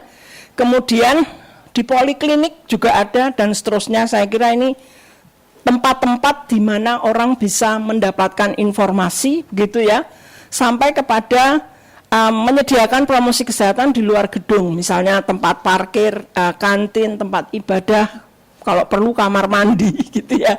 Jadi apa namanya semuanya itu ada informasi dari situ. Terus masih ada 2 slide lagi kalau saya tidak salah. Tempat kerja yang aman, bersih dan sehat ya. Sarana prasarana juga harus bersih gitu. Kemudian tempat sampah harus tertutup, betul-betul ada larangan merokok, tidak boleh merokok ya, yang dipatuhi. Lalu lagi kemitraan. Sebetulnya Bapak Ibu sekalian kan punya banyak mitra ya. Pabrik obat misalnya mau memberi informasi iklan gitu ya. Boleh, tapi Anda harus memberi informasi misalnya. Jadi kayak ada win-win gitu ya. Anda boleh beriklan, tetapi jangan hanya iklan saja, karena kalau iklan saja itu langsung dibuang gitu ya, misalnya leaflet atau brosur gitu ya. Tapi di situ bisa, misalnya Anda boleh beriklan tapi harus memberi penjelasan mengenai apa sih paling tidak ya, simptom, tanda-tanda atau gejala atau apa namanya gitu ya, kemudian apa yang harus dilakukan gitu. Paling tidak itu kalau di teorinya itu paling tidak 25% itu berupa informasi ya. Yang 75% boleh iklan, tapi kalau bisa 50% informasi, 50% iklan itu lebih baik ya. Jadi seperti itu. Nah, juga mereka ya, kalau rumah sakit pemerintah saya tidak tahu apakah boleh menerima donasi gitu ya. Kalau rumah sakit swasta kan itu merupakan sarana untuk bisa mendapatkan donasi kalau dia punya semacam program yang jelas dan sebagainya itu ya, ada di website mau melakukan ini gitu ya. Kemudian Anda bisa berdonasi di sini gitu. Tapi mungkin kalau di rumah sakit pemerintah tidak bisa ya, seperti itu ya mungkin ya. Ya, jadi kemudian ada pemantauan dan evaluasi tentu saja. Paling tadi rumah sakit pemerintah bisa menerima brosur-brosur aja gitu atau poster gitu ya. Tapi tadi pastikan bahwa tidak hanya berupa iklan, tapi harus ada informasinya. Kemudian ada proses pemantauan dan prosesnya itu ada di dalam dokumen gitu ya. Jangan hanya tidak ada laporannya begitu ya. Ya, jadi ya ini jadi tadi sedikit saja saya kira jenis dan metode promkes itu kan bisa iklan, tatap muka, hubungan masyarakat dan publisitas. Jadi Anda bisa juga nulis di koran atau juga bicara di radio gitu kan. Promosinya itu tidak hanya sekedar brosur, leaflet dan sebagainya. Ya, tadi periklanan itu tadi pastikan bahwa 50% memberi pelajaran gitu, informasi. Kemudian tatap muka. Ya, tatap muka juga pasti ya. Ini menjadi satu, kalau di beberapa tempat itu ada yang kemudian memberi ceramah 10 menit gitu ya. Kemudian metodenya bisa macam-macam juga ya. Bahkan bisa menitipkan pada khotbah hari Jumat misalnya di rumah sakit gitu ya, itu bisa. Kemudian melihat juga bisa juga pakai media sosial. Boleh nggak pakai media sosial kalau misalnya Rumah Sakit Sarjito punya Instagram, punya Facebook gitu ya. Ya, seperti itu kan tidak dilarang ya. Ya, karena kadang-kadang kalau pemerintah mungkin ada sedikit tidak begitu bebas dalam hal seperti ini ya. Tapi saya kira mungkin kalau secara etika kan tidak boleh mengiklankan rumah sakit gitu ya, atau mengiklankan dokter gitu ya. Tetapi tentu saja itu rambu-rambu itu ya harus dipenuhi gitu ya. Ya. Sudah Mbak? Ya. Silahkan kalau ada diskusi, saya persilakan Mbak Galuh. Atas ilmunya di siang hari ini boleh beri tepuk tangan Bapak Ibu. Memang tantangannya cukup ya untuk bagaimana mewujudkan komitmen yang sama dari seluruh warga rumah sakit, dan promosi kesehatan mestinya mulai dari dalam dulu seperti apa yang disampaikan oleh Bu Sri. Matur nuwun sangat Ibu, semoga bermanfaat Bapak Ibu, dan kita masuk ke sesi diskusi. Sesi diskusi akan kita buka dari yang tadi materi dari Bu Diah. Monggo Ibu kami persilahkan, dan juga Ibu Sri. Monggo Bapak Ibu ketika ada pertanyaan boleh disampaikan. Silakan Bapak. Ya.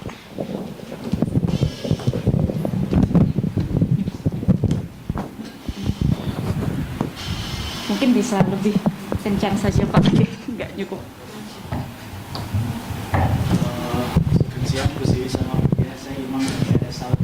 Pak Imam silahkan.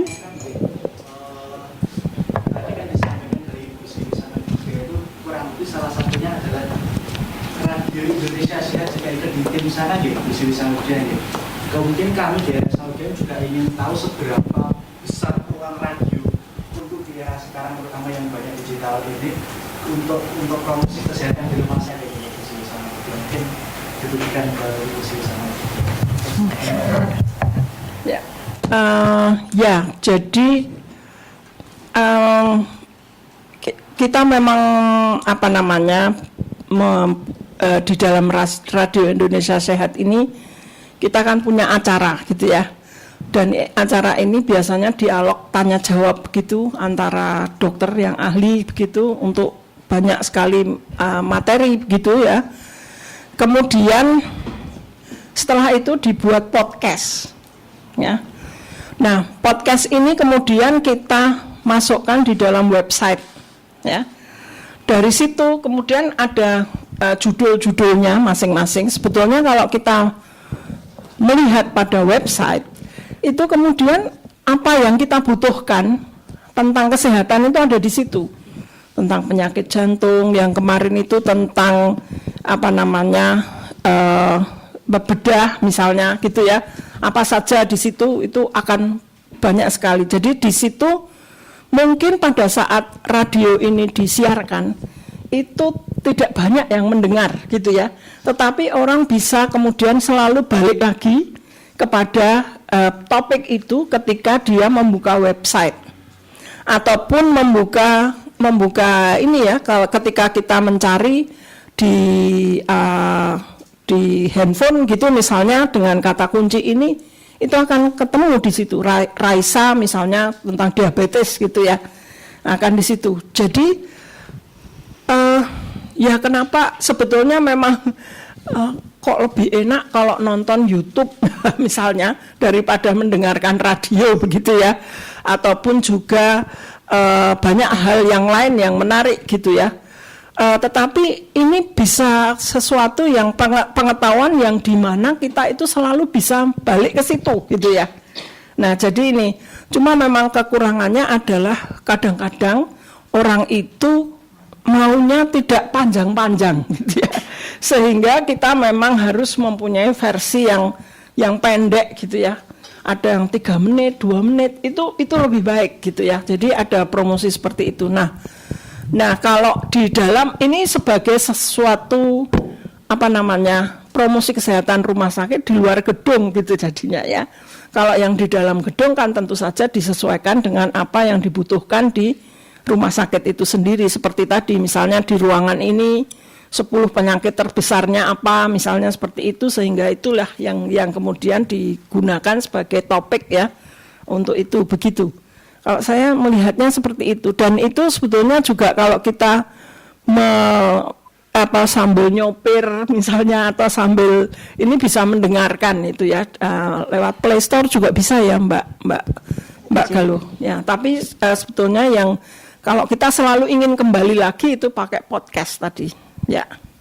Begitu Bu Diah, monggo Bu Diah mungkin mempunyai pandangan. Baik, sebetulnya Raisa ini bisa jadi sahabat juga bagi teman-teman PKRS untuk bisa saling mengisi medianya, karena kami bisa menyediakan nanti mungkin bersama rumah sakit lain kita punya satu kayak perpustakaan itu loh. Jadi isinya banyak buku gitu ya, sesuai dengan kebutuhan kita. Kemudian kita bisa ambil satu topik dan bisa disiarkan oleh teman-teman. Artinya tidak perlu produksi sendiri satu-satu begitu, tetapi bisa mengambil dari produk-produk yang sudah jadi, dan ini bisa dipilih sesuai dengan kebutuhannya. Dan yang menarik adalah lamanya, jadi durasi, karena seseorang tahan untuk dengar sambil tertidur gitu ya, itu berapa menit toh. Atau kalau itu digunakan oleh rekan-rekan rumah sakit itu biasanya juga ada sistem ya yang bisa ada pojok-pojok yang ada pengeras suara atau apa ya yang bisa diisi lagu dan pesan-pesan singkat, menarik itu. Jadi ada lagu gitu, kemudian ada pesan singkat mengingatkan prokes misalnya atau yang lainnya, ini bisa digunakan. Nah, Raisa bisa bekerja sama dengan teman-teman PKRS menyediakan topik-topik tadi, jadi tidak perlu buat sendiri satu-satu. Nah, itu adalah dream. Jadi impian kita bersama, kita punya satu koleksi besar gitu kayak radio Spotify, yang sering diputar oleh masyarakat. Nah, itu nanti bisa kita ambil satu gitu ya. Jadi bisa saling bekerja sama. Atau teman-teman di PKRS juga bisa mengusulkan, nah ini ada topik ini yang belum ada dalam laci lemari tadi. Nah, ini yang bisa diisi bersama-sama oleh teman-teman expertnya tadi masing-masing. Ada rekan di rumah sakit akademik yang memang punya hobi, kan ada yang memang senang gitu ya berbagi, dan kebetulan juga punya topik yang menarik. Kayaknya nggak ada topik yang nggak menarik ya. Bahkan yang sederhana saja bisa menarik. Misalnya selama ini online banyak nih, ini mahasiswa ya kita. Ternyata dengan banyaknya online itu mata cepat lelah karena lihat screen terus ya berapa jam. Kemudian duduk lama duduk dan kursinya nggak ergonomis lagi ya. Nah, tentu juga ada hal-hal yang membuat keluhan-keluhan kesehatan juga. Nah, hal-hal sepele seperti itu ya. Pele itu gede loh, jadi sepele gede ya Bu ya. Baik, silakan. Iya, sepele. Baik, terima kasih Bu Dia dan juga Bu Siwi. Apakah sudah cukup Pak Imam? Mungkin terima kasih. Yang lain mungkin Bapak Ibu bisa mengajukan pertanyaan. Silakan. Terima kasih Bu Siwi, Bu Dia. Mohon izin bertanya terkait dengan evaluasi program promosi kesehatan Ibu. Karena Promkes itu bukan sesuatu hasilnya yang bisa dilihat secara instan. Jadi misal dikasih tahu terus misal disuruh berhenti merokok besok langsung berhenti, itu juga bukan hal yang seperti itu. Kami masih ingin menambah sebenarnya evaluasi seperti apa yang bisa kami lakukan selain evaluasi proses. Barangkali kalau misalkan radio ada yang tanya, itu sudah suatu evaluasi tersebut, oh berarti topiknya menarik barangkali. Tapi apakah ada barangkali metode lain untuk evaluasi program promosi kesehatan khususnya di rumah sakit? Terima kasih Bu. Monggo silakan Bu. Oke. Baik, menarik nih untuk evaluasi, bisa evaluasi produk. Kan kita membuat satu produk ya, ini produk yang bisa digunakan untuk berkomunikasi dengan komunikannya. Bisa dilakukan banyak hal ya, misalnya apakah tadi kalau komunikasi efektif kan mereka paham sesuai dengan tujuan kita, karena kadang paham versinya masing-masing begitu ya. Ini saya pernah iseng-iseng nih tanya ke ada tukang becak yang mereka parkir becaknya di bawah tulisan say no to drug. Pernah dengar tuh? Saya iseng tanya, Bapak tahu nggak itu? Oh nggih, niku say no to drug. Itu apa say no to drug ya? Jadi artinya tadi kita bisa mengevaluasi juga nih media-media yang kita hasilkan seperti apa sih? Mungkin ada yang bisa dari tata letak, itu layout, warna, bahkan warna ini ada juga loh, ada eye catching atau tidak. Jadi kalau dia poster, orang lewat tertarik untuk baca misalnya ya. Kalau dia lewat cuek-cuek aja ya artinya nggak menarik begitu ya. Nah, mungkin itu salah satu cara mengevaluasi produk. Ya, saya setuju dengan Bu Diah ini, karena memang biasanya kita juga ada semacam satu rumah sakit itu biasanya punya satu Bu Diah itu ya, box untuk pojok untuk memberikan masukan gitu ya, pojok informasi tapi memberikan masukan gitu ya. Jadi di situ kita sediakan saja misalnya formulir gitu ya untuk dia bisa mengisi ya.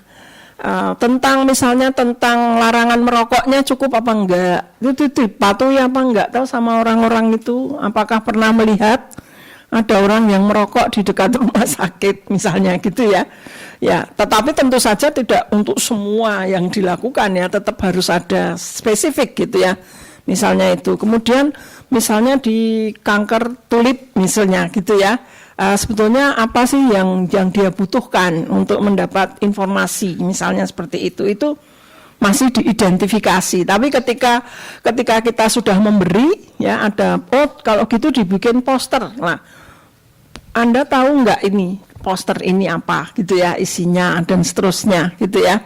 Jadi apa sebetulnya yang harus dilakukan oleh penderita kanker ketika dia pulang ke rumah setelah misalnya setelah kemoterapi, setelah ini, setelah itu gitu ya. Itu bisa seperti itu. Jadi biasanya juga ada semacam frequent survey seperti itu, Budia ya. Ada yang 6 bulan sekali, ada yang setahun sekali, tapi bisa saja letakkan di situ, kemudian dia masukkan di dalam box gitu ya. Atau posisi naroknya juga nggak pas. Orang yang lewat Bisa. situ cuma beberapa orang gitu ya. Jadi bisa lihat letaknya juga di mana ditaruh. Atau kalau model bank sekarang itu kan suka ada juga, atau kalau kita ke teller itu terus ada tul gitu ya. Ya, Puas gitu. Anda puas, betul. Di bandara gitu ya. Iya, gitu kalau susah. Biasanya kalau suruh nyatet nulis tuh rada ini ya. Betul. Komen gitu, wah, ntar aja deh gitu. Gitu. Atau kasih merah, mana yang mau ditutul, yang merah, kuning, hijau. Ya. Ya, cukup Bu? Oke, baik. Terima kasih banyak Bu Diah dan juga Bu Sri. Mungkin satu pertanyaan lagi, Bapak Ibu silahkan.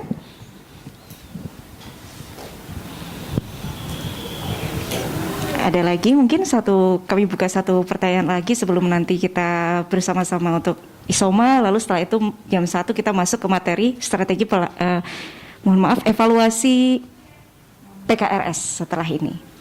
Jangan pertanyaannya jam berapa makan siang. Iya gitu ya Bu. Setelah ini Bu. Oke, cukup Bapak Ibu. Baik, terima kasih banyak Bu Diah dan juga Bu Sri telah berbagi pada edisi hari ini, dan juga terima kasih Bapak Ibu sudah menyimak. Semoga informasi tersebut bermanfaat dan nanti materinya insya Allah akan kami kirimkan by WA kepada salah satu Bapak Ibu dari rumah sakit, nanti akan kami kirimkan gitu. Terima kasih Bu Sri dan juga Bu Diah. Dan Bapak Ibu, sebelum kita isoma, mari kita sama-sama kita bersama berdiri di sini untuk mengabadikan kebersamaan kita, Bu. Boleh ya Bu ya? Monggo silakan Bapak Ibu.